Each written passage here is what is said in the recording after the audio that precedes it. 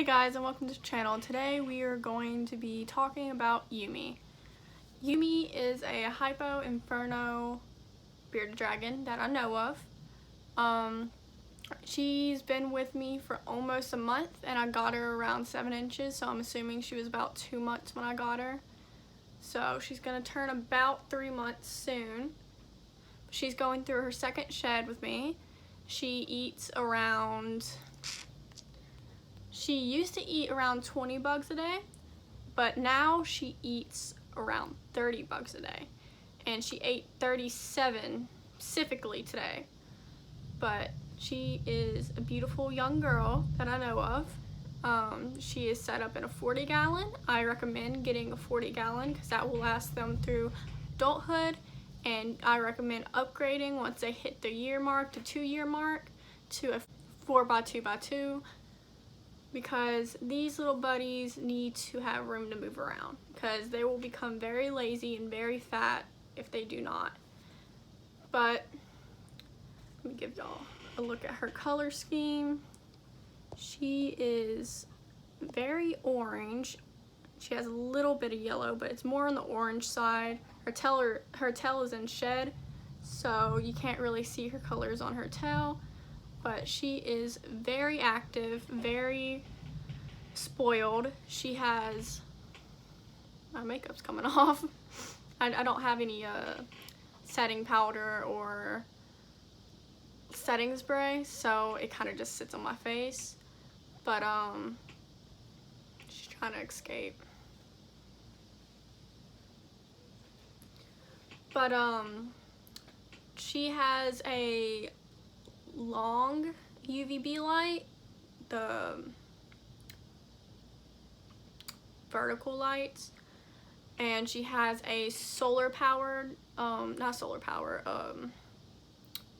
mercury bulb kind of thing for her heating thing, so she gets UVB from it too. I'm gonna be replacing that soon because that's a really old light, so I'm not even sure if it's has proper UVB output. So I'm going to be replacing that pretty soon, probably in a month, until I can get the money to replace it because they're like 60 bucks for one, 100 watt. But she is doing pretty good. She's eating fine, she's pooping fine, she's getting real big, she's growing. I got her at 7 inches and now she's 9¼ inch. So, and she is very active. She'll lay on me for a little bit and then she'll want to run around. But I'm trying to get her used to just hanging out with me and handling her. And she's getting really good about it. My mom gets to handle her. My dad's handled her. I brought her to PetSmart and stuff and let her see some people in the world. So I'm trying to get her used to that kind of lifestyle because I'm going to be very involved with her life. So soon she will have a sister, not a bearded dragon, but in a few months, me and my boyfriend are gonna be adopting a ball python, just a normal type. She's very pretty. Her name's Penelope. She is my brother's snake at the moment, and we're gonna be adopting her from him. And he's gonna take care of her for about a year. I'm doing all my research. I'm making lists of everything we need, and I'm gonna be telling him all this information and making sure he's taking care of her for about a year until I'm 18. I can move in. Once I move in, Yumi and Penelope are both gonna be probably in the same room, not the same tank obviously, but they're gonna be sharing a room. That's gonna be our reptile room, and I will be making a video based on that as well. But her staple diet is made up of small crickets, the pinhead crickets, dubia roaches. She gets the 3/8 size dubias because in Louisiana you can get those. Thank God I'm not in Canada or Florida because dubia roaches are really good for them, and I recommend getting them for your bearded dragon if you legally can. She also, for treats, she'll get waxworms, or she had her first hornworm a few days ago. Whenever I get my hornworms in, I'm going to make a video of her eating hornworms. If anyone wants to see that, please comment down below if you want to see her eating, because I know a lot of people like to watch bearded dragons eat because it's very interesting to watch. It is very fun in my opinion. But I'm just saying, if anyone wants a bearded dragon, I do not think it is money-wise a good first pet. This is my first, well, not my first reptile, but my first actual attempt to raise a reptile. And let me tell you, you have to be very hands-on with them. They're gonna be in your schedule. You have to feed them at certain times. You have to feed them greens, bugs, all of that, fruits occasionally.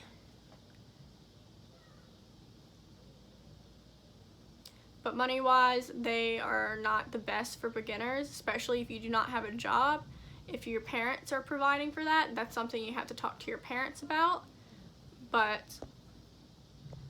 other than that, once you get the hang of feeding and times, I recommend getting a timer for your tank, because whenever I didn't have one, because I have school now, and I had to wake up 4 o'clock every morning, turn her lights on, then let her bask for an hour.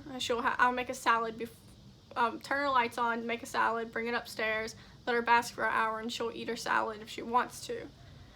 And then after that hour, around 5 o'clock or 6 o'clock, it depends, I'll feed her a handful of crickets. I don't know how many specifically, but I count them as she's eating them, so I'm aware of how much she's eating. She eats around 20 in the morning, and then whenever I come back from school, she'll eat more. Today, since I was off work and it's the weekend, she wound up eating around 38 to 39 bugs in total, almost 40. So she is really eating up a storm. Don't know why she was just scratching me right there. She's probably a little angry with me talking so much. But food is expensive, at least when they're little. You can go to your local PetSmart and probably get crickets for cheap, but I do not recommend shipping crickets because, first of all, crickets, they just kill themselves. Like, their own smell kills them. If they don't have some kind of hydration, you can't give them normal water because they'll drown themselves. So you have to give them like crystallized water, the calcium water gel things, so they'll actually drink something. But food, you can just throw vegetables in there. You can get cricket diet stuff. You can throw that in there. It has a lot of I think calcium and protein in it. But crickets you can get cheaper if you just get it from your local pet store. But I do not recommend shipping crickets. Devias, you rarely can find them in a pet store. You more likely will have to ship them. And that's just where shipping is the problem. I get around 200 dubias. I get 200 crickets whenever I do, that's like $24. And then I get 200 dubia roaches. And that can go up to like $25 or something like that. It's not that expensive, but you also have to pay shipping. And it can go up to about $30. And then you have to do this every week almost every week. You have to buy crickets, buy dubia roaches, and depending on how much you make, it can take up your whole paycheck at times, especially with someone. I'm a minor, I don't have a good job. I get paid $8.25 an hour. That's better than most of my co-workers, but it's still not enough for me to support a lizard and myself. I don't have to support myself because I'm still living with my parents. But if I was living on my own, I could not do that. I could not take care of her. So I'm really appreciative of the fact that I'm still at home right now. So I do not recommend getting a bearded dragon if you're in a low-paying job. Like minimum wage is not going to work. You need to be at least getting paid $10 an hour and up to really support yourself in a bearded dragon. At least when they're young, they're expensive. Once they hit around the 6 month to a year mark, their diets are going to change. They are going to eat mostly vegetables and less bugs. Vegetables are pretty cheap. Get mustard greens for 99 cents to $1, depending on where you are. Collard greens are around the same amount. I feed her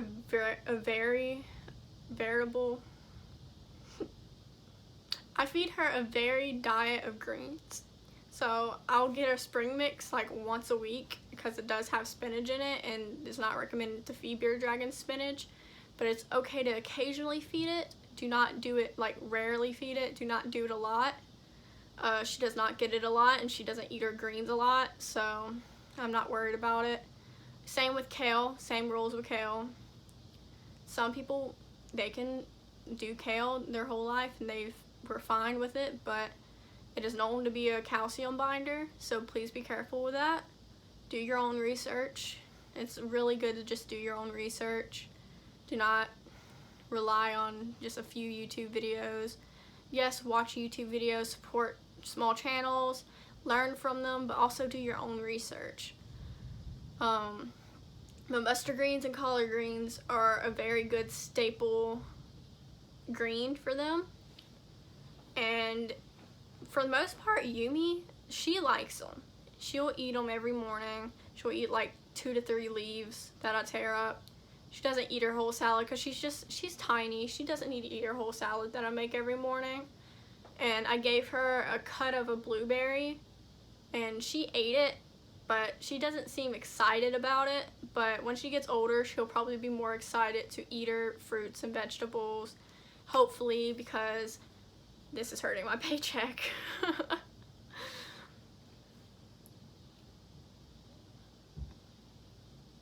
Lighting is expensive. The enclosure, the lighting, everything you need in the enclosure is going to cost you. I spent $600 to almost $700 on this bearded dragon to make sure she has a perfect life and she has proper housery or proper care. And it's a lot. It can be a lot unless you get used to the schedule with her or them. Especially if you're in school, it can be a little stressful. So I do not recommend them for first pets. But if you do enough research and you think you're willing to make some sacrifices in time management in your day, then I do recommend them as really good pets. They're really well tempered for the most part. Do not stress them out too much, and do not grab them too hard because they will bite if you grab them too hard. Learned that the hard way because my cat tried to get at them. I went to grab her really quick, and she bit the mess out of me. Do not blame her, but I learned my lesson from that. Do not grab her like you are a bird, okay? I recommend getting like the mercury bulbs, the ones that have the UVB and UVA lights for your heating source, and then having a long UVB light. Do not get the do not get the UVB bulbs, because if you really had to, it's better than nothing, but that's not enough coverage for the tank to really know for sure that they're getting enough UVB. And from what I've heard, they don't even produce that much UVB. So I recommend getting the long bulbs, the vertical fixtures, and that can cost around $60 for the bulb and the fixture. And then the mercury bulb is around $60 too. So it is very expensive lighting to make sure that they are healthy and they're getting their UVB, because you want to avoid MBD. It's a bone disorder. You do not want that in your bearded dragons. They can live with it. It can also be very severe. So do not risk it.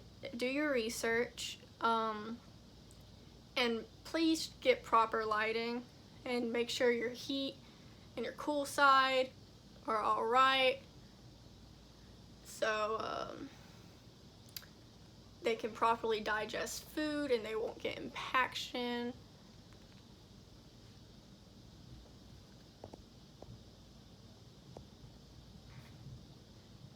But this is Yumi, guys, and I hope you guys enjoyed the video, because this is as much information that I have at the moment. If you have any questions about raising bearded dragons, I'm still new to this, but I've done a lot of research on my own, and I'll help you to the best of my ability and recommend you places to do research or videos to watch, and I'll help you to the best of my ability. So if you guys have any questions or want to talk about your baby beardies or grown beardies, go ahead and leave a comment down below and I will respond. So have a nice day.